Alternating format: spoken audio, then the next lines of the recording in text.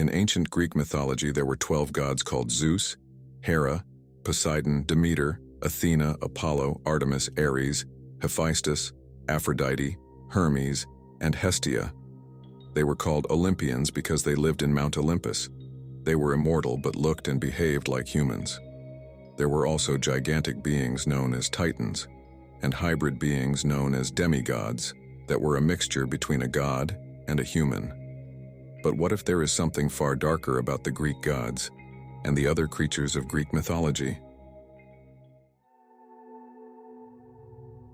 Perhaps the most well-known story in the Bible is that of the rebellion against God between Satan and his angels, and Michael and his angels. In this story, Satan and his angels were ultimately defeated and sent to earth.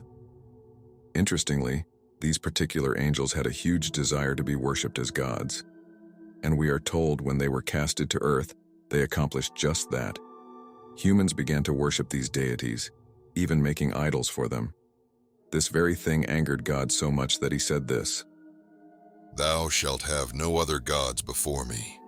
Thou shalt not make unto thee any graven image, or any likeness of anything that is in heaven above, or that is in the earth beneath, or that is in the water under the earth. Thou shalt not bow down thyself to them, nor serve them. For I, the Lord thy God, am a jealous God, visiting the iniquity of the fathers upon the children, unto the third and fourth generation of them that hate me." Fallen angels have an eerie similarity with Greek gods and gods of other cultures as well. The first major similarity is explained to us in one of the forgotten books of the Dead Sea Scrolls, the Book of Enoch. The Book of Enoch elaborates deeper into who the angels actually were in the Book of Genesis. But when we're told about their giant offsprings, things begin to get eerie. We're told that angels known as the Watchers had massive offsprings with human women. These beings were giants and they are known as the Nephilim. This is extremely similar to the story of how demigods in Greek mythology came to be. As I've mentioned before, demigods are created when a god or goddess has a child with a human being. This is the very same sequence that is required in order for a Nephilim giant to be made. A prime example of a demigod in Greek mythology is Hercules. He is the most popular demigod in Greek mythology, and most likely you heard of him even if you don't follow the lore of Greek mythology. Hercules' father is Zeus, and his mother is a human woman named Alcmene. This combination of a god and a human made Hercules an extremely strong being. The Nephilim also possessed extreme strength. However, there were different sizes of Nephilim giants. Some giants, such as the infamous Goliath, was 9 feet tall, while the early Nephilim giants were hundreds or even thousands of feet tall, reminiscent of the Greek Titans. The Book of Enoch says this about the women who gave birth to the first ever Nephilim giants. "And they became pregnant, and they bare great giants whose height was 3,000 ells. Now 1 ell is approximately 1.25 feet. This would mean that 3,000 ells is roughly 11,250 feet. The Greek Titans were believed to be equally as massive. For instance, Atlas, one of the Titans, is famously known for holding up the heavens, suggesting an enormous size. Similarly, Cronus, the leader of the Titans, was often portrayed as a massive figure. The Greeks didn't have a specific measurement for their height, but they were certainly imagined as being much larger than ordinary beings, fitting their roles as primordial and elemental forces of nature. Something I must point out is how the Watchers in the Book of Enoch descended to a mountain known as Mount Hermon before they began to defile themselves with human beings. And the Greek gods resided on Mount Olympus. I can go all day making these comparisons, but let's look at the real question we're all wondering right now. Are the Greek gods actually fallen angels?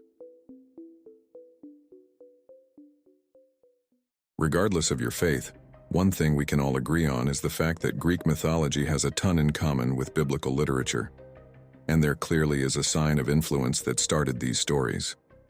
Some of the Greek gods even look exactly like biblical angels. I am a man of Christian faith, and the Bible clearly tells us what the fallen angels were kicked out of heaven for to begin with: the desire to be God. So when they came to earth, did their desire to be God change? Absolutely not. It actually heightened. The Book of Enoch describes how each of the fallen angels taught humanity forbidden heavenly secrets. And unsurprisingly by now, in Greek mythology, the gods were often involved in teaching or influencing humans in various ways. They provided wisdom, skills, and even moral lessons. But what came first, Greek mythology or the Bible? They were roughly created around the same time, with Greek mythology being slightly older. If we consider the earliest written forms of Greek mythology and the Old Testament, Greek mythology in written form predates the Old Testament by a few centuries. Homer's epics, which contain many Greek mythological elements, were written in the 8th century BCE, while the earliest texts of the Old Testament were written down in the 12th to 5th centuries BCE.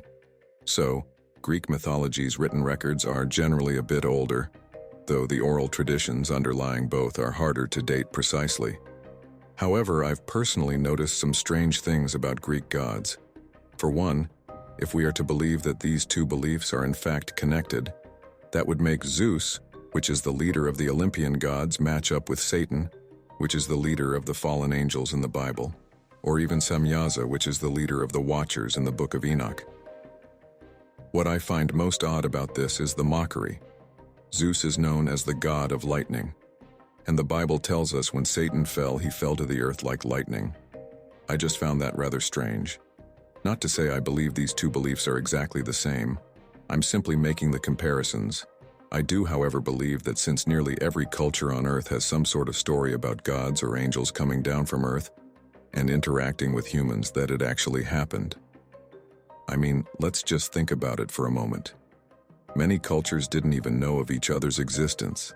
However, the same story is consistent. It all started in ancient Sumer, the place known for the oldest written language ever. The ancient Sumerian tablets tell its own story of Genesis. But instead of one god, there is multiple gods in this story known as the Annunaki. In the story, these mysterious deities known as the Annunaki manipulated early human DNA with their own, just like we were told the Greek gods did, and just like we were told the fallen angels did.